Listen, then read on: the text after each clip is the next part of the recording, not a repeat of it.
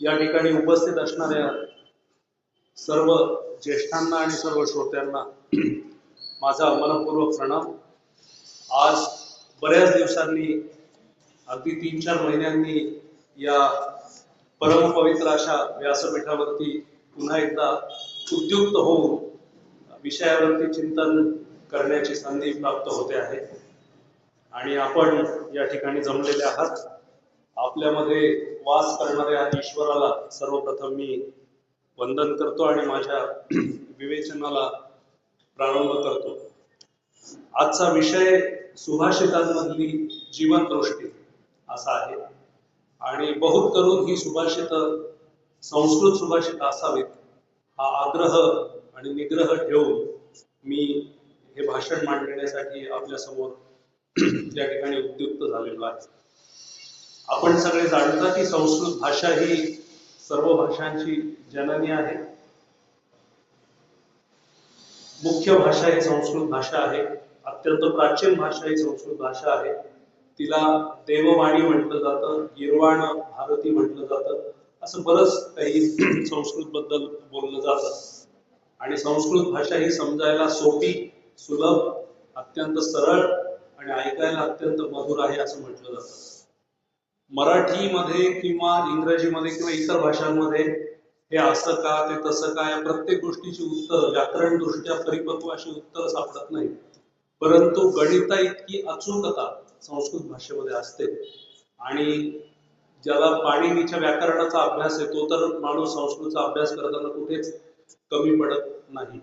त्यामुळे संस्कृत भाषेमध्ये मोठ्या प्रमाणावरती अचूकता असते आणि प्रत्येक गोष्टीचं उत्तर संस्कृत भाषेमध्ये व्याकरण दृष्ट्या भाषिक दृष्ट्या दिलं गेलेलं आहे। त्यामध्ये कुठेही संभ्रम निर्माण करणाऱ्या गोष्टी नाही। आणि सुभाषितांचा विचार केला तर सुभाषित असं चांगलं असं काहीतरी ज्याच्यावरती चिंतन केलं जातं, प्रतिपादन केलं जातं असं सुभाषित। जसं मराठीमध्ये सुभाषित आहेत तशी संस्कृतमध्ये देखील अनेक सुभाषित आहेत आणि ही सुभाषित आपल्याला उत्तम असा जीवन जगण्याचा वेळोवेळी संदेश देतात। अगदी 2 किंवा 4 ओळींमध्ये जीवनाचं खूप मोठं असं तत्वज्ञान सांगितलेलं असतं की जे सांगण्यासाठी आपल्याला कदाचित जे सांगण्यासाठी आणि समजण्यासाठी आपल्याला बऱ्याच ग्रंथांचा अनुभवाचा आधार घ्यायला लागतो अशा खूप कमी शब्दांमध्ये, मोजक्या शब्दांमध्ये, अचूक शब्दांमध्ये संस्कृत सुभाषित ही आपल्याला मार्गदर्शन करत असतात आणि त्या 2 ओळींमधून किंवा 4 ओळींमधून जे काही येतं ते आपण भरपूर जीवनाचा अनुभव घेतल्यानंतर आपल्या अनुभूतीनंतर जे आपल्याला समजतं ते कदाचित आपल्याला त्या 2 ओळींमधूनही समजू शकतं। हे त्या सुभाषितांचं वैशिष्ट्य आहे। आता हे सुभाषित मी फक्त सुभाषित या अंगाने न बघता त्यात मी काही आपण जे ऐकतो वाचतो आपल्याला माहित आहेत असे काही श्लोक सुद्धा त्यामध्ये मी अंतर्भूत केलेले आहेत आणि यातली बरीच सुभाषित ही आपल्याला साधारण माहीत असणारी अशीच सुभाषित निवडण्याचा प्रयत्न केलेला आहे जेणेकरून आपल्याला समजणं सुलभ होईल, आपल्याला जाणणं हे फारसं तर्काचं होणार नाही आणि त्या दृष्टीने आपण ही सुभाषित आपल्या जीवनदृष्टीशी मिळवण्याचा आणि त्यातून एक नवीन जीवनदृष्टी प्राप्त करण्याचा प्रयत्न करू शकतो। भगवद्गीता वाचत असताना भगवद्गीतेमध्ये अनेक उत्तम असे श्लोक आहेत आणि त्या श्लोकांचा अर्थ ज्याला समजला त्याला जीवन समजणं सुलभ होईल असं म्हटलं जातं। तर त्या अनेक शेकडो श्लोक त्यामध्ये आहेत, परंतु त्या श्लोकांमधल्या माझ्या काही अत्यंत आवडत्या श्लोकांपैकी एक असणारा श्लोक म्हणजे भगवंत जेव्हा अर्जुनाला मार्गदर्शन करतात आणि ते भक्ताची लक्षणं काय असतात याबद्दल सविस्तरपणे यामध्ये बोलतात। तर तो श्लोक साधारण असा आहे, यो न हृष्यति न द्वेष्टि न शोचति न कांक्षति शुभ परित्यागी भक्तिमान मे प्रियो नरा। यो न हृष्यति न द्वेष्टि, जो कुणावर रागावत नाही किंवा कुणाचाही द्वेष करत नाही, न शोचति न कांक्षति, ज्याला कसलाही विलाप नाही, ज्याला कसलंही दुःख नाही, दुःख आहे पण तो त्याचं दुःख बाळगत नाही, त्रास आहे पण तो त्याचा विलाप करत बसत नाही, न शोचति न कांक्षति, तो रडत बसत नाही आणि स्वतःच्या रडण्याचं उदात्तीकरण करत बसत नाही आणि न कांक्षति म्हणजे कुठलीही आकांक्षा तो धरत बसत नाही, शुभाशुभ परित्यागी, की शुभ आणि अशुभ यातला त्याचा भेद हा संपलेला असतो. भक्तिमान मे प्रियो नरः. तर असा भक्त म्हणजे अशा माणसांमधला भक्त, भक्तांमधला असा माणूस हा माझ्यासाठी अत्यंत प्रिय असा आहे. आणि भगवंत ज्याची व्याख्या या ठिकाणी करू पाहतात भगवान श्रीकृष्ण, ती ऐकायला सोपी, दुसऱ्यांना सांगायला त्याहीपेक्षा सोपी, परंतु जगायला अत्यंत अवघड अशी सुभाषितांमधली व्याख्या त्यांनी केली. यो न हृष्यति न द्वेष्टि, म्हणजे जो कोणावर रागावणार नाही किंवा कोणाचा द्वेष करणार नाही. राग तर आपल्या पाचवीला पुजलेला असतो, आपल्या सगळ्यांना प्रचंड राग येत असतो. आपण काही वेळा तो व्यक्त करत असतो, काही वेळा तो व्यक्त करत नसतो. मनातल्या मनात आपण पुढत बसतो, त्रास करून घेतो, स्वतःला जाळत बसतो. कधी कधी आपण आपल्या रागामुळे दुसऱ्यांना जाळत असतो आणि आपल्याला किंवा समोरच्याला त्यामुळे प्रचंड त्रास, वेदना, यातना, दुःख, विलाप होण्याची जास्त शक्यता असते. यो न हृष्यति न द्वेष्टि, आणि अनेक वेळा आपण अनेकांच्या द्वेषाला तरी पात्र होत असतो किंवा दुसऱ्यांचा द्वेष तरी करत असतो. स्वतःची रेषा मोठी करण्यापेक्षा दुसऱ्याची रेषा छोटी कशी करता येईल याकडे आपल्यापैकी बऱ्याच जणांचा लक्ष असतं, आपला तो उद्देश असतो. आणि त्या दृष्टीनं बरेच जण आपल्या द्वेषास कारणीभूत ठरतात किंवा आपण इतरांच्या सुद्धा द्वेषाला कारणीभूत ठरतो. परंतु भगवंत असं म्हणतात की जो विनाकारण रागवतच नाही आणि जो द्वेष सुद्धा करत नाही कुणाचा, न शोचती न कांक्षती, की जो कुठलाही शोक करत नाही. आणि शोक करण्याचं महत्वाचं कारण म्हणजे आपल्या मनासारखं न घडणं, असं आपण अनेकदा बघतो. एखादा माणूस चांगला आणि वाईट हे कसा, तर तो आपल्या मनासारखं वागत असेल तर तो चांगला आणि उत्तम असतो, आणि आपल्या सोयीनुसार तो वागत नसतो त्यावेळेस तो चुकीचा असतो. स्वामी वरदानंद भारतीयाच्या पलीकडे जाऊन असं म्हणतात की माणूस स्वतःच्या दोषांची वकिली करत बसतो आणि दुसऱ्यांच्या दोषांबद्दल तो न्यायाधीश बनलेला असतो. एखाद्या वेळेस जर मला चुकून या ठिकाणी व्याख्यानाला यायला वेळ झाला तर मी असं सांगेन की इथे खूप छोट्या अशा गल्ल्या आहेत आणि रस्ते पण विशेष रुंद नाहीयेत, प्रचंड ट्रॅफिक होती, एवढं काय त्याच्यामध्ये 5-10 मिनिटं वेळ झाला तर असं कुठे आकाश कोसळणार होतं वगैरे वगैरे. परंतु जर मी संयोजकाच्या भूमिकेत असेल आणि एखाद्या वक्त्याला उशीर झाला तर तुला उशीर का झाला याबद्दल मी त्याला 5 मिनिटांचं लेक्चर दिलं आणि अजून 5 मिनिटं त्याला उशीर होण्याची शक्यता नाकारता येते. म्हणून माणूस स्वतःच्या दोषांची वकिली करतो, तो आपले दोष कसे बरोबर आहेत हे सांगत बसतो आणि दुसऱ्यांच्या दोषांबद्दल लगेच न्यायाधीश बनतो. पण हे सगळं करत असताना आपल्या वाट्याला अनेकदा शोक येत असतो आणि या शोकाचं कारण म्हणजे आपली कमकुवत अशी मानसिक स्थिती, असं अनेक तज्ञ सांगतात. कारण तुम्ही ज्या क्षणी जन्म घेतला त्या क्षणी तुमच्या वाट्याला मृत्यू आलेलाच आहे आणि मृत्यू ज्याच्या वाट्याला आलेला आहे तो प्रत्येक जण हा म्हणजे ज्याला आपण म्हणतो की तो अमर नाहीये, त्याच्या वाट्याला आनंद, दुःख, सुख, भोग, उपभोग हे सगळं सगळं सगळं त्याच्या वाट्याला येणार. आणि आपण हा विचार करताना हे विसरून जातो की आपण ज्या मृत्यूसाठी किंवा ज्या गोष्टींसाठी शोक करत असतो त्या गोष्टी कधी ना कधी संपणाऱ्या आहेत. आणि भगवंत गीतेमध्येच आपल्याला हे सांगू पाहतात की शोक तोच माणूस करतो जो अज्ञानी असतो. विशेषतः मृत्यूबद्दलचा शोक ते बोलतात की दुसऱ्या अध्यायामध्ये, अनेक अध्यायांमध्ये अशी अनेक लक्षणं आहेत की जातस्य ही ध्रुव मृत्यू, की सगळ्यांना मृत्यू आहे आणि तुम्ही जर शोक केला तर याचा अर्थ तुम्ही अज्ञानी आहात. कारण जन्म घेतला तेव्हाच तुमचा मृत्यूकडे प्रवास सुरू झाला आणि मधलं फक्त हे जीवन तुम्हाला उपभोगायचं आहे आणि मग पुढे जायचं. आणि आपण जशी कूस बदलतो त्या पद्धतीनं देह आत्म्याला बाजूला करून स्वतः चिरकाल अशी विश्रांती घेतो असं ते म्हणतात. तरी सुद्धा बरेचसे लोक विलाप करत असतात, शोक करत असतात, हे त्यांचं अज्ञान आहे. परंतु जो शोकही करत नाही आणि कसलीच आकांक्षा करत नाही, मला हे हवं, मला ते हवं, मला असं झालं पाहिजे वगैरे, या सगळ्या ज्या आपल्या भौतिक आकांक्षा आहेत, क्षणभंगुर अशा आकांक्षा, जसं भगवंतांना वाटतं की ते आपण करतो तर आपण त्या दृष्टीने दुःखी होत राहतो. आणि आपण जर ते करत नसू तर आपण भगवंताच्या अधिक नजीक, निकट, जवळ जाण्याचा त्या ठिकाणी शक्यता असू शकते. हा एक भाग त्याच्यातला.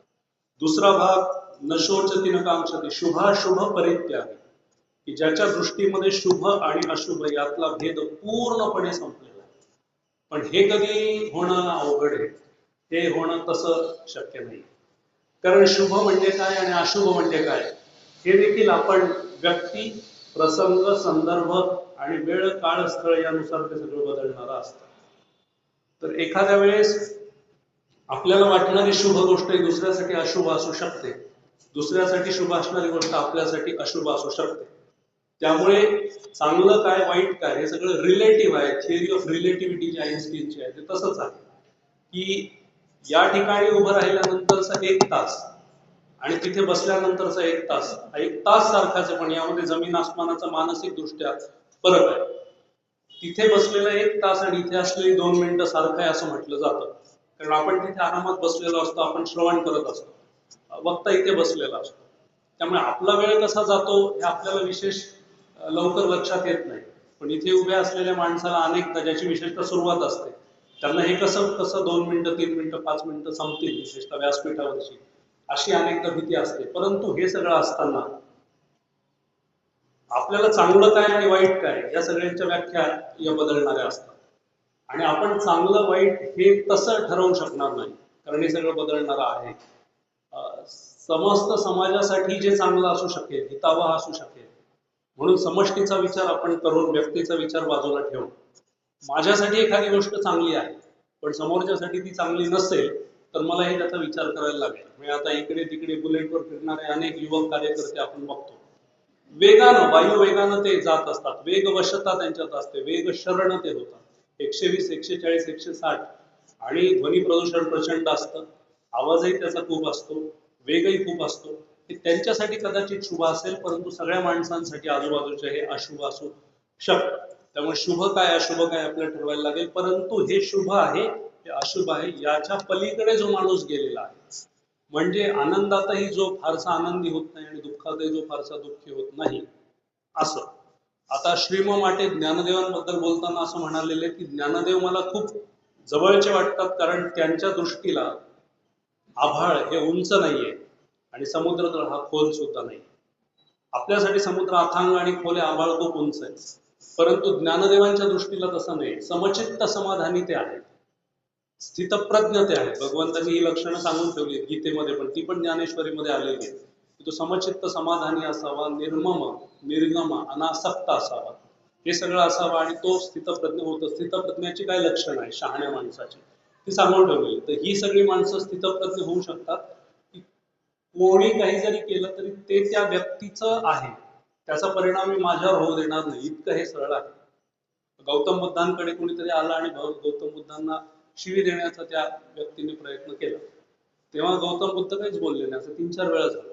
तर तो माणूस म्हणाला मी इतका तुम्हाला त्रास दिला परंतु तुमच्यामध्ये त्याचा काही परिणाम तुमच्यावर झालेला दिसला नाही. त्यावेळेस ते म्हणाले की तू जी शिवी दिली ती मी स्वीकारलीच नाही आणि म्हणून माझ्यावर त्याचा परिणाम होणार नाही. तू जर एखादी भेट मला दिलीस आणि मी भेट ती घेतली तर त्याचा परिणाम माझ्यावर होऊ शकतो, परंतु ते तू शिवी दिलीस आणि मी ती स्वीकारली नाही आणि म्हणून माझ्यासाठी चांगलं काय वाईट काय असा काही विशेष फरक नाही. आणि अंगुलीमालाचं जे उदाहरण आहे की शेवटी अंगुलीमाल तो अंगठे सगळ्यांचे बोट तोडणारा माणूस, शेवटी तो बुद्धांना शरण आला आणि तो म्हणाला की माझं खूप चुकलं, मी पश्चात्तापाने दग्ध झालेलो आहे आणि मला आता तुम्ही जीवनाचा मार्ग समजावून सांगा. आणि बुद्धांनी त्याला समजावून सांगितलं तेव्हा त्यांनी परत पश्चात्ताप केला. तेव्हा गौतम बुद्ध म्हणाले जे झालं गेलंय ते सगळं विसरून जा, त्यामध्ये चांगलं आणि वाईट असा हे नको करूस, फक्त पुढे जा आणि इथून पुढे स्वतःचाच विचार न करता, स्वार्थ प्रेरित आत्मकेंद्रित न होता समस्त समाजासाठी आपल्याला काय करता येईल याचा तो विचार कर. शुभाशुभ परित्यागी भक्ती मानवी प्रिय होणार. त्याच्यात शुभ आणि अशुभ या संतांच्या दृष्टीनेही काही होतं. ज्ञानदेव असतील, गौतम बुद्ध असतील, विवेकानंद, शंकराचार्य असतील, ही अनेक मोठी माणसं ही स्थितप्रज्ञ राहिली. कुठल्याही क्षणी हा स्वतःचा आवेग त्यांनी असा ढळू दिला नाही किंवा आवेगामध्ये ते आले नाही आणि त्यामुळे ते संत किंवा परमेश्वर या प्राप्तीला पोहोचू शकले. आणि भक्ती मानवी प्रिय होणार असा तो माणूस माझ्यासाठी, असा भक्त हा माझ्यासाठी अत्यंत प्रिय आहे. हे सांगणं खूप सोपं आहे, ऐकणं पण तुमच्यासाठी सोपं आहे, पण सगळ्यांसाठी वागणं हे अत्यंत अवघड आहे. कारण नेमकं आपण जे ठरवतो की मी आता इथून पुढे हे करणार नाही, परमेश्वर आपली पुढच्याच मिनिटाला तीच परिस्थितीतून परीक्षा घेतो आणि मग आपला निग्रह, मग आपण म्हणतो नाही नाही आज झालं पण उद्यापासून मी ते करणार नाही. आणि मग आपण दुसऱ्यांना सांगतो पण मला हेही माहिती आहे की उद्या कधीच येत नसतो, त्याच्यामुळे माझं असं वागणं कधीच सुरू होणार नाही. तर आपल्याला असं अनेकदा होतं. दुसरा श्लोक हा स्वामी विवेकानंद जेव्हा अमेरिकेमध्ये होते आणि भारतातही आले होते तेव्हा त्यांनी अनेक वेळा हा श्लोक त्यांच्या भाषणांमध्ये वापरला. तोही मला अत्यंत प्रिय वाटणारा असा श्लोक आहे. तो श्लोक असा आहे की निंदन्तु नीति निपुणा यदि वा स्तुवन्तु, की कोणी आपली निंदा करो अथवा कोणी आपली स्तुती करो. लक्ष्मी ही समाविशतु गच्छतु वा यथेष्ट, पैसा प्राप्त होवो अथवा न प्राप्त हो. अद्यैव वा मरणमस्तु युगांतरे वा, की मरण आज येवो अथवा युगायुगांनी येवो. न्यायात पतः प्रविचलन्ति पदम न धीराः, की सत्याच्या न्यायाच्या दिशेने जाणारी पावलं ही कुठल्याही गोष्टीमुळे थांबत नाहीत किंवा अडखळत नाहीत. आता हे पण अवघड आहे. निंदन्तु नीति निपुणा म्हणजे कोणीही आपली निंदा करून, निंदन्तु नीति निपुणा यदि वा स्तुवन्तु, किंवा आपली स्तुती करो. तर हे खूप अवघड आहे. आनंदाने मोहित न होणं आणि दुःखाने विचलित न होणं हे एका स्थितप्रज्ञ माणसाला जमू शकेल. सर्वांना ते जमणार नाही. मगाशीचा जो श्लोक सांगितला तो तोच अन्वयार्थ थोडा बहुत फरकाने इथे आहे. निंदन्तु नीति निपुणा, कोणी निंदा करो अथवा कोणी स्तुती करो. निंदेमुळे आपली जर निंदा केली, आपण किती म्हणतो, तुकाराम महाराज म्हणतात निंदकाचे घर असावे शेजारी, परंतु ते दुसऱ्याच्या शेजारी असावं असं आपल्याला वाटतं, आपल्या नाही.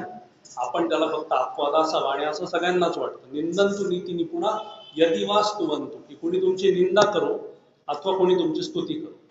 स्तुती करणारी माणसं आपल्याला प्रिय असतात, कारण ते काही काळासाठी का होईना आपल्याला सुख देण्याचा प्रयत्न करतात. मग ते खोटं का असेल ना, ते आपल्याला बरं वाटायला लागतं. असं म्हणतात खरं बोललं तर बरं वाटत नाही आणि बरं बोललेलं खरं वाटत नाही. की खरं मी बोललो तर ते तुम्हाला बरं वाटणार नाही आणि मी बरं बोललो तर ते तुम्हाला खरं वाटणार. पण अनेकांना अशी स्तुती पूजक भाट प्रवृत्तीची माणसं आपल्या जवळ अनेक असतात. तर त्या स्तुतीमुळे तुम्ही विचलित सुद्धा होऊ नका आणि निंदेमुळे तुम्ही आक्रमक सुद्धा होऊ नका. साधारण असा त्याचा यदि वा स्तुवन्तु लक्ष्मी ही समाविशतु गच्छतु वा यथेष्ट, की लक्ष्मी तुम्हाला प्राप्त हो अथवा न प्राप्त हो. आणि हे पण अवघड, कारण जगातला सगळा प्रपंच, जगातला सगळा उद्योग, जगातली सगळी उद्यमशीलता बऱ्याच प्रमाणात ही धन, लाभ, अर्थ या दृष्टीने चाललेली असते. म्हणजे सगळ्या माणसाची ही अपेक्षा असते की किमान गरजा पूर्ण करण्यासाठी आवश्यक असलेली धनसंपदा आपल्याकडे असली पाहिजे. पुढे काय होईल म्हणजे जास्तीचं काय आहे तर ते नंतर बघता येईल, पण किमान जे गरजेचं आहे ते आपल्याकडे असलं पाहिजे. आणि इथं ते त्या सुभाषितामध्ये इथं सांगितलं जातं की लक्ष्मी समाविशतु गच्छतु वा यथेष्टम, ती लक्ष्मी मिळाली नाही मिळाली तरीही त्या माणसांना काही फरक पडत नाही. आणि अशी माणसं विरळली आहेत. विवेकानंद जेव्हा देशभर भ्रमंती करत होते तेव्हा त्यांच्याकडे कोणी पैशाची मदत मागितली तर ते म्हणायचे, तू जसा फाटका आहेस तसाच निर्धन आणि फाटका मी आहे. माझ्याकडे तुला देण्यासाठी तसं काहीच नाहीये, फक्त श्रद्धा नावाची एक शक्ती, आत्मविश्वास नावाची एक शक्ती, निर्भयता नावाची एक शक्ती मी तुला देऊ शकतो, ती माझ्याकडे भरपूर प्रमाणात आहे. बाकी मी तुला निष्कांचन अवस्थेत मी काळकंठतो आहे, माझ्याकडे पैसा हा प्रकारच नाही. त्यांच्या गुरूंची अवस्था तशीच होती. सगळ्या संतांची, अनेक महापुरुषांची अवस्था तीच होती की त्यांना फारशी लक्ष्मी प्राप्त झाली नाही, मात्र तरीही त्यांना आयुष्यामध्ये खूप मोठ्या प्रकारचं यश मिळालं. आजही हजारो वर्ष झाली तरी आपण त्यांची नावं घेतो. तर तिथे स्वामीजी उल्लेख करतात त्या श्लोकामध्ये की लक्ष्मी ही समाविशतु गच्छतु वा यथेष्ट, पैसा प्राप्त हो अथवा न हो. अद्यैव वा मरणमस्तु युगांतरे, की मला आज मरण येऊ, 10 वर्षांनी, 50 वर्षांनी, 100 वर्षांनी मरण येऊ. न्यायात पतः प्रविचलन्ति पदम न धीरा, की न्यायाच्या दिशेने जी पावलं चालत असतात, सत्याच्या दिशेने, ध्येयाच्या दिशेने मार्ग क्रमण करत असतात, ते पावलं कुठल्याही पैसा, पद, प्रतिष्ठा या कुठल्याही अडथळ्यांनी ती थांबत नाहीत. छत्रपती शिवाजी महाराजांचं वैशिष्ट्य सांगितलं जातं की छत्रपती शिवाजी महाराजांनी जे केलं ते स्वतःसाठी नाही, स्वार्थासाठी नाही, पैशांसाठी, प्रसिद्धीसाठी, व्यक्तिगत लाभासाठी तर नाहीच नाही. जे केलं ते धर्मासाठी, राष्ट्रासाठी, समाजासाठी आणि संस्कृतीसाठी. हे हिंदवी राज्य आपल्याला प्राप्त हो आणि तेच श्रींचं राज्य आहे हे माँसाहेबांनी त्यांना सांगितले. आणि हा सकल हिंदू समाज हा एका फार मोठ्या संकटात आहे आणि त्याच्यावरचं हे जे आक्रमणाचं, हिंसाचाराचं, त्रास देण्याचं संकट जे पाशवी अत्याचार करणाऱ्या अनेक आंग्ल सत्तांकडनं हे चालवलं जात आहे आणि विशेषतः मुघलांकडनं हे त्रास देण्याचा प्रयत्न होतो.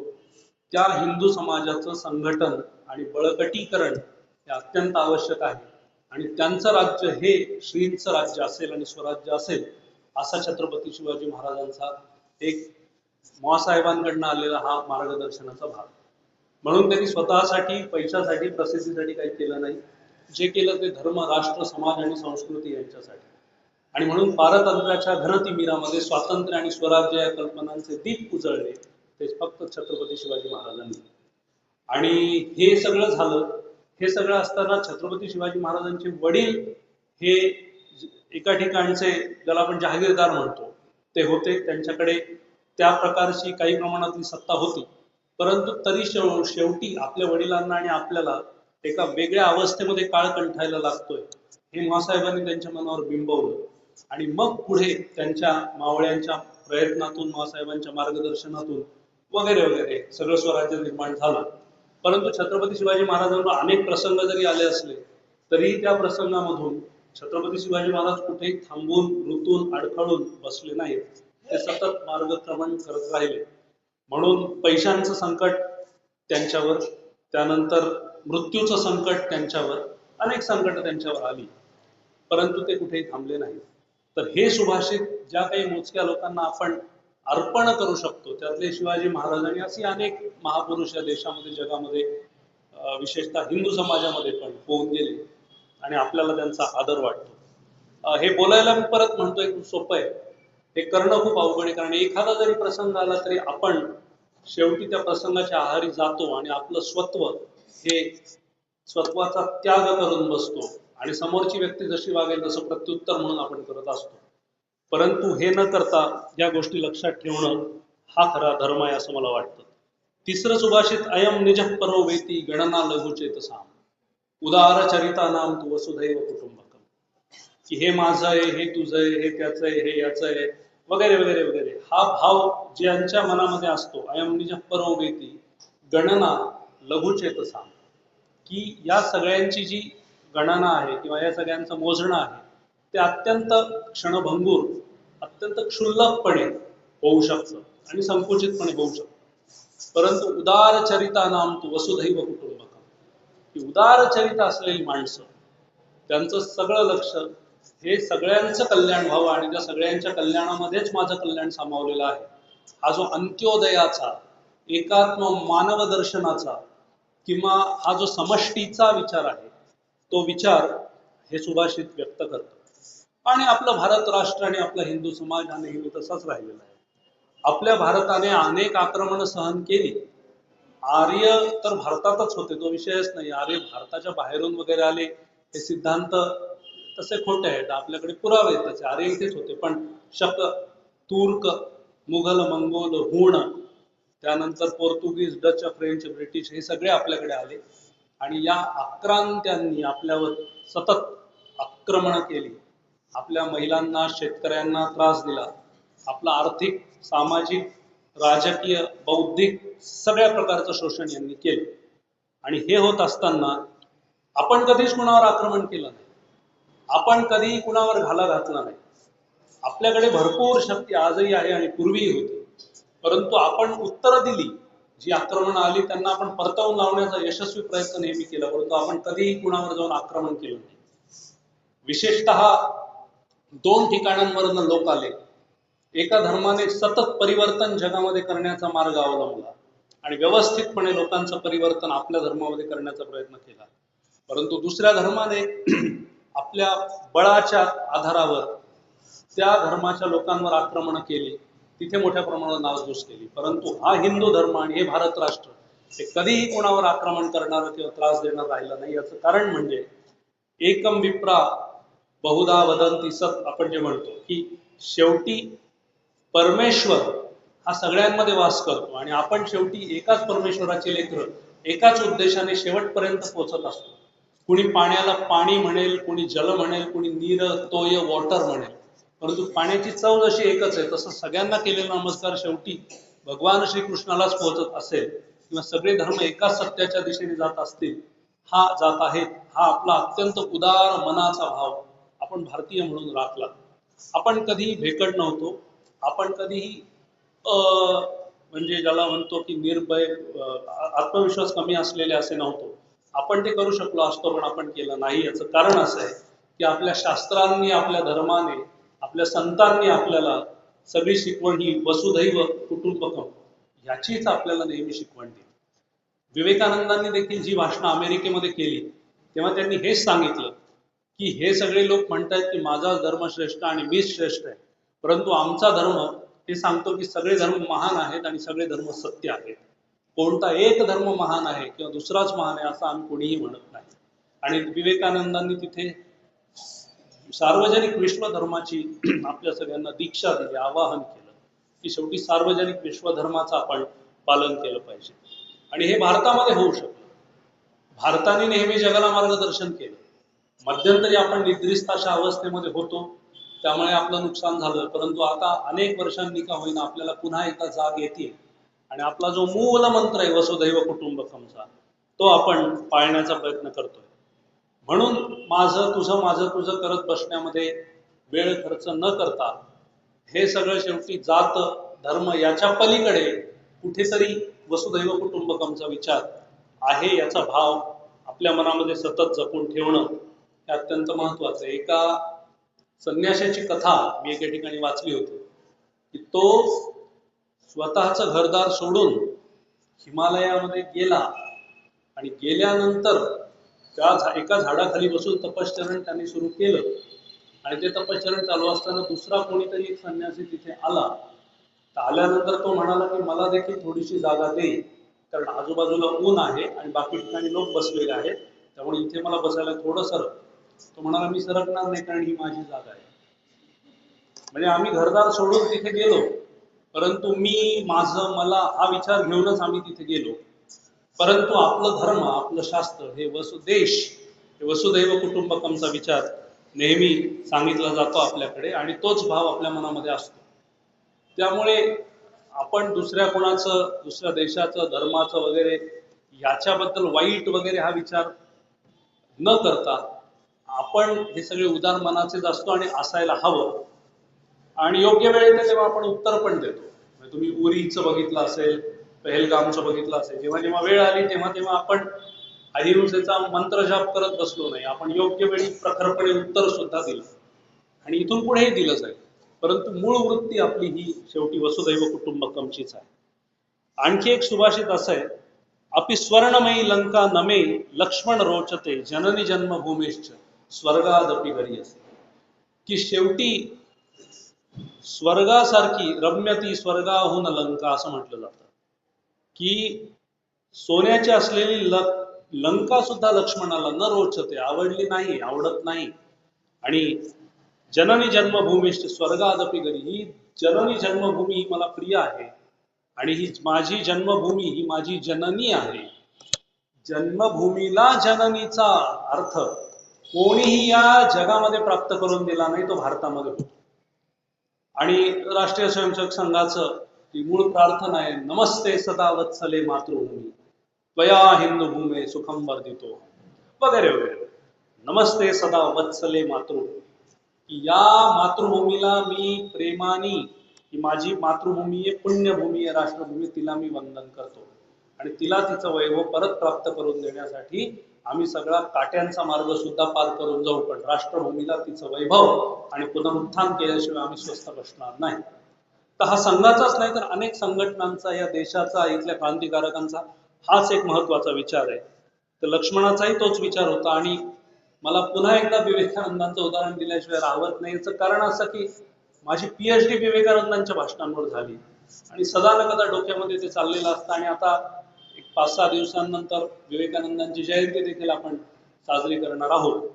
तर विवेकानंद जेव्हा अमेरिकेमध्ये राहिल्यानंतर तिथे ते खूप काळ राहिले, 3.5 वर्ष राहिले. गेले होते 15-20 दिवसांसाठी, राहिले 3-3.5 वर्ष, कारण विनंती करण्यात आली लोकांकडे. आणि मग विवेकानंदांनाही वाटलं की आपला धर्म, आपलं शास्त्र, आपलं हे सगळं या लोकांना माहिती नाही, आपण समजावून सांगू. आणि मग ते तिकीट लावून वगैरे भाषणही त्यांनी अनेक भाषणं केली की तिकीट लावायचं, भाषण करायचं, आणि जे तिकिटामधनं पैसा मिळेल तो पैसा भारतामध्ये इथल्या सेवा कार्यासाठी, धर्म कार्यासाठी, राष्ट्रकार्यासाठी पाठवून द्यायचा, असा विवेकानंदांचा प्रपंच होता. आणि त्यांची व्यवस्था इतकी वर्ष तिथे असा एक गालिचा वगैरे होता, पलंग होता, सुंदर अशी व्यवस्था होती, पण ते कधीही त्यावर झोपले नाही. ते नेहमी खाली झोपत असत. आणि त्यांना कोणीतरी विचारलं, एवढी व्यवस्था सुंदर असताना खाली का झोपता? तेव्हा ते म्हणाले, मी रोज खाली झोपतो आणि मला झोप लागत नाही, माझ्या डोळ्यांमधून रोज अश्रू येतात, मी आसवगाळीत रात्र कंठण्याचा प्रयत्न करतो. याचं कारण म्हणजे माझे बांधव त्या ठिकाणी कसे आहेत, काय करत असतील, विपन्न अवस्थेमध्ये ते काळ कंठत असतील, याचं मला खूप दुःख होतं. आणि त्यांच्या तिथे मी कधी जातो, माझ्या मातृभूमीला कधी भेटतो, असं मला झालंय. मग त्यांना 3.5 वर्ष पूर्ण झाली आणि त्यांना मग पत्रकार परिषदेमध्ये कोणीतरी विचारलं की आजही तुमचं तुमच्या भूमीवरती तेवढंच प्रेम आहे का, जेवढं तुम्ही अमेरिकेमध्ये येण्यापूर्वी 3.5 वर्षापूर्वी होतं? तेव्हा ते म्हणाले, माझं तेवढं प्रेम नाहीये. तेव्हा ते म्हणाले, पत्रकार म्हणाला की बाबा तुमचं तेवढं प्रेम नाहीये, मग प्रेम कमी झालंय, जास्त झालंय, काय नेमकं काय आहे?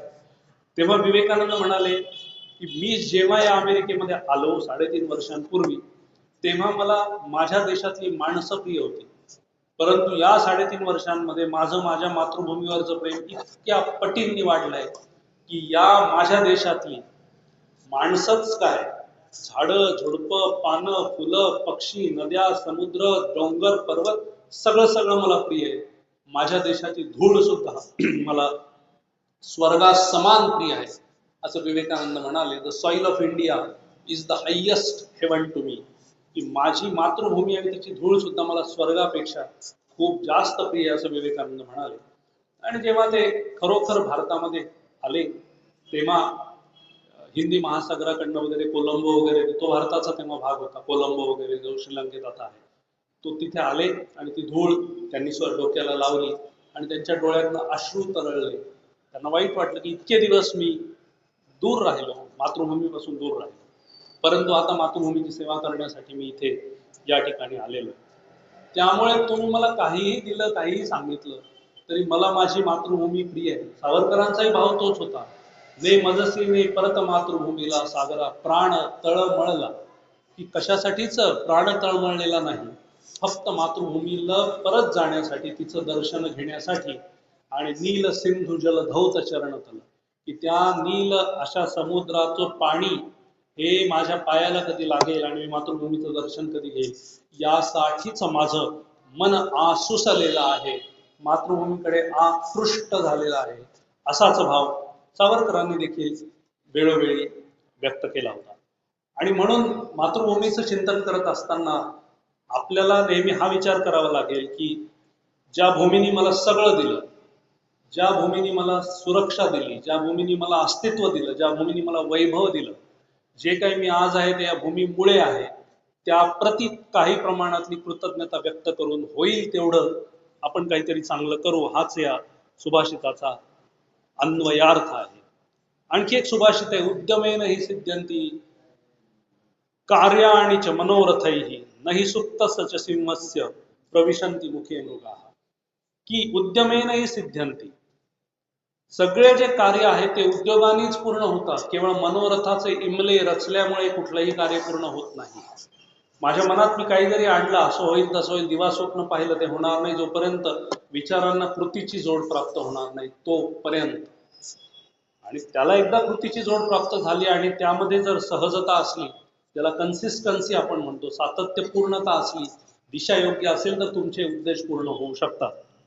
आणि असं सांगितलं जातं की नाही सुप्तस्य सिंहस्य प्रविशन्ति मुखे मृगाः, एखादा सिंह कितीही इथे बसलेला आहे आणि हरिण त्याच्या तिथे आहे, त्याने कितीही मनामध्ये मनोरथ रचले, तरीही जोपर्यंत तो उठून त्या हरणापर्यंत जात नाही, हरणाला पकडत नाही, शिकार करून मारून खात नाही, तोपर्यंत त्याला त्याची चव चाखता येणार नाही. म्हणून जेव्हा आपलं मनोरथ पूर्ण होऊ शकतं, याचं कारण म्हणजे आपल्याला ते करायला लागतं, तेव्हाच ते पूर्ण होऊ शकतं. अशी एक विनोदी कथा सांगितली जाते की एकदा एक माणूस होता आणि तो एका तबेल्यामध्ये तबलजींकडे, म्हणजे तबेला पाहणारे, तब्बलजी या अर्थाने नाही, तबेला जो बघतात त्यांच्याकडे ते गेले आणि ते असं म्हणाले की मला घोडा विकत घ्यायचा आहे. मग तबेलावाल्याने ती ओळख करून दिली की हा एक घोडा, हा एक घोडा, हा एक घोडा, हा एक घोडा, असं ते सांगत होते. हा घोडा हा घोडा आहे 10,000, दुसरा घोडा 12,000, तिसरा 15,000 आणि चौथा घोडा हा मात्र 40,000. मग त्यांनी विचारलं की एवढूसा फरक या सगळ्या घोड्यांमध्ये आहे, परंतु हा घोडा जो आहे चौथा, त्याच्यामध्ये अगदी तो 40,000चा, एवढं काय? तर तो म्हणाला की याचं असं आहे की याने मनात आणलं तर एका क्षणामध्ये हा उंच हवेमध्ये उडेल, पाण्यामध्ये पोहेल आणि किती 200, 250, 300, 400, 500च्या वेगाने पळेल, हे सगळं हा करू शकेल. ते म्हणाले की बाबा माझी तयारी आहे एवढे पैसे देऊन घेण्याची, जर एवढा हा घोडा हुशार असेल तर मी करू शकतो. तो म्हणाला माणूस पण असा आहे की याने मनात आणलं तर हा काही करू शकतो, पण प्रॉब्लेम आहे की हा मनातच आणत नाही. अवस्था हीच आहे की हा मनात काही आणतच नाही की आपल्याला हे करायचं ते हा जागेवरच बसून राहतो. हा या घोड्याचा सगळ्यात मोठा दोष आहे. प्रश्न हा आहे की आपल्याला एका जागी बसून काही प्राप्त होणार नाही, आपल्याला त्यासाठी प्रयत्न करावे लागतील. मनात कितीही असलं, मला वजन कमी करायचंय, वजन आहे 82 किलो आणि मला 60 पर्यंत जायचंय, माझ्या मनात खूप आहे, मी 10 वेळा बोलून दाखवतो, सगळ्यांना सांगतो, मग सगळे म्हणतात वाह क्या बात आहे, सगळं ठीक आहे. पण जोपर्यंत मी व्यायाम सुरू करणार नाही, जोपर्यंत मी खाण्यापिण्यावरती नियंत्रण मिळवणार नाही, जोपर्यंत गोडधोड वगैरे सगळं तेलकट तुपकट मसालेदार वगैरे सगळं मी खाणं कमी करणार नाही किंवा बंद करणार नाही आणि अनेक गोष्टी अशा मी करणार नाही, तोपर्यंत ते कमी होणार नाही. त्यामुळे आपला मनोरथ पूर्ण होण्यासाठी आपल्याला कृतीच करायला लागेल. हा एक प्रकारचा मार्गदर्शनाचा भाव या सुभाषितातून व्यक्त होतो. आणखी एक सुभाषित अप्रतिम आहे, मगाशी त्याचा थोडासा जिकर करण्याचा प्रयत्न मी केला, पण आता आपण खोलात बघूया. सुलभा पुरुषा लोके सततम प्रियवादिना अप्रियस्य च पथ्यस्य वक्ता श्रोता च दुर्लभ. की सुलभा पुरुषा लोके, की या लोके म्हणजे जग, पुरुष म्हणजे माहिती आहे माणसं, माणसं किंवा स्त्रिया कोणी पण, आता इथे फक्त माणूस असा अर्थ आहे त्याचा.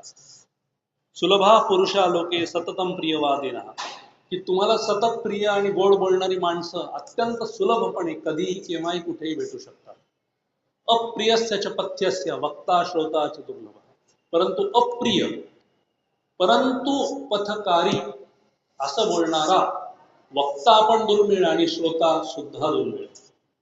ॲलोपॅथीने सगळे आजार पटपट बरे होतात, आपण त्याच्या घेतो. आयुर्वेदाने कदाचित वेळ लागतो, पण त्याचा उपाय हा कदाचित कायमस्वरूपी असू शकेल, असं चिंतन होतंय आणि असं संशोधन देखील झालेलं आहे. पण आपल्याला पटकन जे असतं ते हवं असतं. समाजाच्या बाबतीतही आपलं अनेकदा तसंच होतं. आपल्याला जे लोक भेटतात, चांगलं म्हणतात, ते आपल्याला खूप बरं वाटतं, परंतु जे आपले दोष दाखवतात, उणिवा दाखवतात आणि आपल्याला योग्य मार्गाकडे नेण्याचा प्रयत्न करतात, ते आपल्याला थोडेसे कठीण असे लोक वाटतात. आणि त्याच्यामुळे आपण त्यांच्यापासून दूर राहण्याचा प्रयत्न करतो. आता मला हे समजू शकतं की काही लोक सततच नकारात्मक बोलतात, त्यामुळे त्यांचा विचार आपण फारसा केला नाही पाहिजे. परंतु काही माणसं ही अत्यंत चिकित्सक असतात आणि ते खऱ्याला खरं खोट्याला खोटं म्हणतात. दूध का दूध पाणी का पाणी, ते जे आहे ते सांगण्याचा प्रयत्न करतात, ते आपण ऐकलं पाहिजे. परंतु असं बोलणारी आणि असं ऐकणारी माणसं विरळी आहेत, असा आजोबाशाचा अर्थ आहे. की the truth is to be uttered, Khalil Gibran असं म्हणतो, the truth is to be uttered only a few times. सत्य हे खूप कमी वेळा बोललं पाहिजे, कारण one who listens to the truth is more important than the one who speaks the truth out. खूप कमी वेळा बोललं पाहिजे, कारण तो बोलणारा आपल्याला भेटू शकतो, परंतु तो ऐकून घेणारा हा आपल्याला कधीही भेटणार नाही. आणि तुम्ही लोकांना सत्य सांगितलं तर काय कसं असू शकेल. म्हणून तुम्हाला जर लोकांशी भांडण आणि शत्रुत्व घ्यायचं असेल तर काहीच करायची गरज नाही, फक्त सत्य बोलायला सुरुवात करा, असं म्हणतात. बाकी सगळ्या गोष्टी आपोआप घडत राहतील.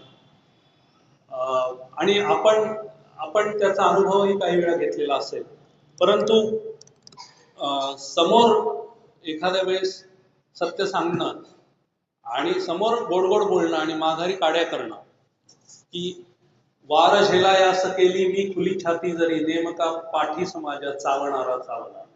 की वार झेलायला मी छाती खुली केली होती, समोरून वार करून मागून वार करून लोक निघून गेले, अशी भटांची एक गझल आहे सुरेश भटांची. तर तेच ते आहे की अप्रिय असलेलं परंतु पथकारी असलेलं बोलणारे लोक आणि ऐकणारे लोक विरळे आहेत. आपण आपलं मला वाटतं ठरवायचं की आपल्याला त्यांच्यापैकी नेमकं कोण व्हायचंय. आणखी एक सुभाषित आहे, सर्व दुर्जन योर्मध्ये वरम सर्पो न दुर्जना सर्पो दशती कालेन दुर्जनस्तु पदे. सर्प आणि दुर्जन यामध्ये साप परवडला पण दुर्जन परवडला नाही.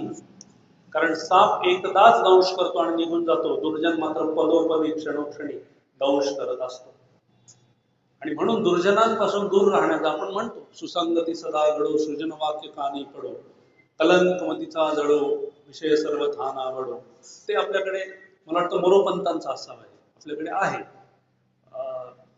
त्याचा अर्थ हाच आहे की शेवटी सुसंगती घडली पाहिजे आणि सज्जन माणसं आपल्या वाटी आली पाहिजे, आपल्या नशिबी आली पाहिजे.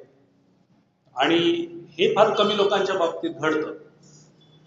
म्हणून आईबद्दल असं म्हटलं जातं की आईने जर तिच्या लेकरावर चांगले संस्कार केले आणि घडवलं तर जगातला निश्चितपणे एक दुर्जन कमी झाल्याशिवाय राहणार नाही, जो आपण आहोत असं म्हटलं जातं.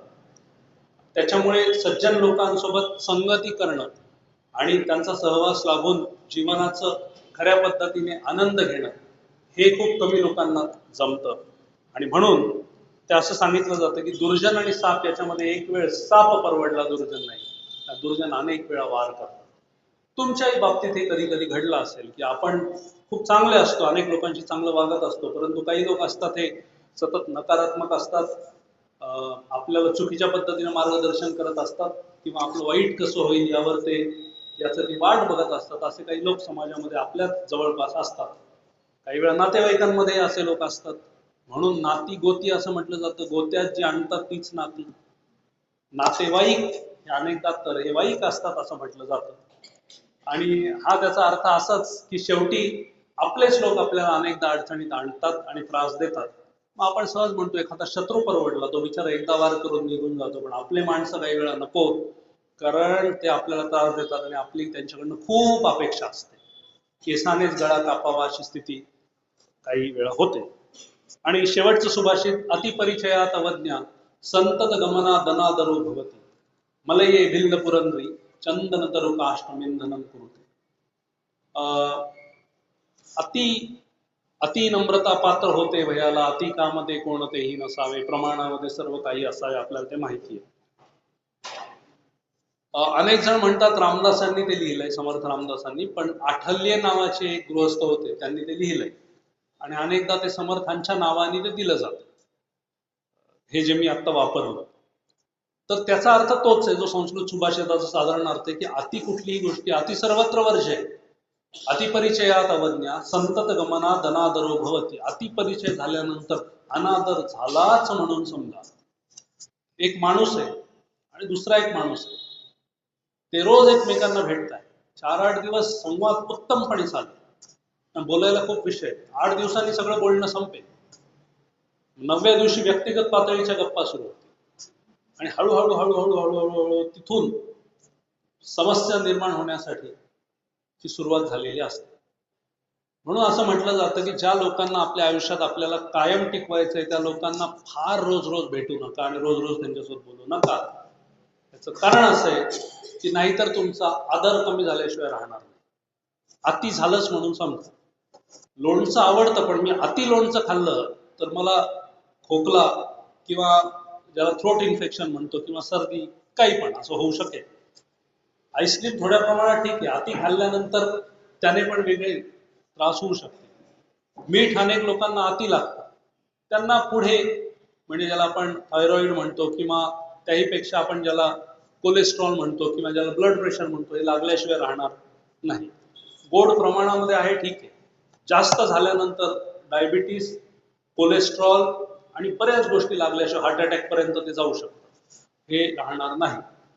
आणि जे मोजकं खातात, कमी प्रमाणात खातात, हे खाण्याच्या बद्दल मी सांगितलं. माणसांच्या बद्दल सांगितलं. अति राग आणि भीक माग असं म्हटलं जातं. अति रागाने माणसांचे आयुष्य उद्ध्वस्त झाले. कारण आपला विवेक हरवतो आणि आपण मग नको ते करून बसतो आणि मग अर्ध्या एक मिनिटाने आपल्याला कळतं आपण काय करून बसलो, तेव्हा वेळ निघून गेलेली असं ते. आणि माणसं भूतकाळात स्वप्नाच्या आणि मनाच्या दिशेने जाऊ शकतात, खरोखर भूतकाळामध्ये माणसं जाऊ शकत नाही. नाही तर आयुष्यात सगळ्यांनी स्वतःच्या चुका केव्हाच निस्तरल्या असते, तसं करताच येणार. मतितार्थ हा आहे की अति कुठलीही गोष्ट झाली की माणसंही असते, खाणं पिणं असेल, अति चांगुलपणा अडचणीत आणेल, अति वाईटपणा पण अडचणीत आणेल. म्हणून असं सांगितलं जातं की हिमालयामध्ये ज्या काही भिल्ल समाजाच्या स्त्रिया राहतात किंवा कुठल्याही समाजाच्या स्त्रिया राहतात, त्या सर्पणासाठी चंदनाचं लाकूड वापरतात. चंदनाचा जर असा एखादा खांब असेल तर लाखोंच्या ह्याच्यात त्याची किंमत आहे. पण या खांबाच्या, अशा खांबाचे 5-10 तुकडे केल्यानंतर जे सरपण म्हणून तयार होईल, 4-10 लोकांची स्नान किंवा आंघोळ होण्यासाठी पाणी गरम होईल, ते असं वापरून टाकतात. कारण अति परिचय त्यांचा झालेला आहे, त्यांना विशेष त्याची किंमत. आपल्याकडे चंदन आणलं तर आपण ते कायम आपल्या स्वरूपी आपण ठेवून देऊ, कारण आपल्याला त्याची किंमत माहिती. तर हे शेवटी असं आहे. म्हणून कुठलीही गोष्ट अति होऊ नये आणि तिचं अति जर झाली तर तिचं विघटन झाल्याशिवाय किंवा ती समस्या निर्माण केल्याशिवाय ती थांबत नाही. मला वाटतं आपण सगळे सुज्ञ आहोत. आपण त्या त्या पातळीवर विचार करू शकतो की ही सगळी जी सुभाषितं आहेत, ही सुभाषितं आपल्याला विवेकाचा, सत्याचा, जीवन चांगलं करण्याची दृष्टी देण्याचा एक मार्ग दाखवण्याचा प्रयत्न करतात. परंतु आपलं ते आपल्यावर आहे की आपल्यापर्यंत हे आपल्या संतांनी, आपल्या परंपरेने, आपल्या शास्त्रांनी, सुभाषितकारांनी आणून ठेवलंय. याचा किती विचार करायचा, आपल्या जीवनामध्ये ते किती उतरवायचं आणि मग आपलं जीवन किती शुभ करायचं आणि चांगलं करायचं, हा शेवटी ज्याचा त्याचा प्रश्न आहे. अनेक लोक ही सुभाषितं वाचून पण त्यामधून बोध फक्त थिअरी पातळीवर घेतात, प्रॅक्टिकल या पातळीवर ते घेऊ शकत नाहीत. याचं कारण असं आहे की पुढच्याच ठेच मागचा शहाणा. हे म्हणायपुरतं ठीक आहे की त्याला ठेच लागली मी शहाणा झालो, पण जोपर्यंत स्वतःला अनुभव येत नाही, आपल्या चुका होत नाही, तोपर्यंत आपण माहित नसतं का, आपल्याला माहित असतं की एखादा वस्तू असेल गॅसवर तर ती शक्यता गरम असण्याचीच असते, गॅस बंद असला तरी. हात लावताना आपण पटकन ती काढतो आणि आपला हात पोळल्याशिवाय राहत नाही, असं खूपदा होतं, माहित असतं. परंतु आपल्याला झाल्याशिवाय ते आपल्याला कळत नाही. परंतु आयुष्यामध्ये प्रत्येक अनुभव घेण्यासाठी एवढा वेळ कुणाकडे आणि किती नुकसान आपलं होईल. म्हणून ते मार्गदर्शन कशातून प्राप्त होईल, तर ते संत साहित्यातून प्राप्त होईल, ते सुभाषितांमधून, श्लोकांमधून आपल्याला निश्चितपणे प्राप्त होईल. तर अशी जी काही चांगली सुभाषितं आहेत, सुभाषितं चांगलीच असतात अर्थात, ती सुभाषितं आहेत, त्याचा श्लोकांचा आपण अन्वयार्थ समजून घेतला आणि आपण जर त्यावर चिंतन केलं तर आपल्या जीवनातील अनेक दुःखे दूर होण्यासाठी आणि अनेक सुख प्राप्त होण्यासाठी आपण प्रारंभ करू शकू असं मला वाटतं. दिवसाला एखाद दुसरं सुभाषित वाचायला, त्याचा अर्थ समजून घ्यायला आणि त्यावर चिंतन मंथन करायला आणि त्या पद्धतीने कृती करायला काहीच हरकत नाही. एक सुभाषित वेगळे फार मोठं नाही असं मला वाटतं. तर अशा प्रकारची जीवनदृष्टी, मी मगाशीच म्हटलं की अशा प्रकारची जीवनदृष्टी एखादा मोठा ग्रंथ जो देईल, एखादा महापुरुष देईल, मोठा अनुभव देईल, ते सगळी जीवनदृष्टी आपल्याला 2 ओळींच्या या सुभाषितामधनं मिळू शकते. आणि असं नाहीये की संस्कृत भाषेतली सगळी सोपी सुभाषितं, अवघड पण सुभाषितं खूप आहेत. परंतु ती आपण थोडी बाजूला ठेवून सुरुवातीला सोपी सोपी सुभाषितं निवडली आणि त्याचा अर्थ समजून घेण्याचा प्रयत्न केला तर आपल्यालाही एक खूप आत्मिक असं समाधान मिळाल्याशिवाय राहणार नाही. आणि आपल्याला तसा वेळ असतो, आपण दिवसातला बराच वेळ काही ना काही कारणामुळे चांगल्या गोष्टींमध्ये खर्च करत असतो आणि बराच वेळ आपल्याला उरलेला देखील असतो. त्या वेळामध्ये आपण प्रातःसमयी, सायं समयी असं काही एक चिंतन जर करू शकलो तर या सुभाषित रूपी, विचार रूपी अत्तराचा सुगंध आपल्या जीवनामध्ये दरवळेल आणि आपलं जीवन त्या दृष्टीने सुगंधी झाल्याशिवाय राहणार नाही, हा भाव मी या ठिकाणी व्यक्त करतो. आणि आपण सगळे ज्येष्ठ आहात तरी देखील आपण हे भाषण सगळं मनोभावे ऐकून घेतलं आणि संयोजकांनी मला हे बोलण्याची या ठिकाणी संधी दिली, त्याबद्दल मी संयोजकांचे आणि आपले मनापासून आभार मानतो. आणि आपल्या मध्ये वास करणाऱ्या परमेश्वराला पुन्हा एकदा भाषण संपता समयी वंदन करतो, त्यापुढे नतमस्तक होतो आणि आपल्या सर्वांची रजा घेतो. धन्यवाद.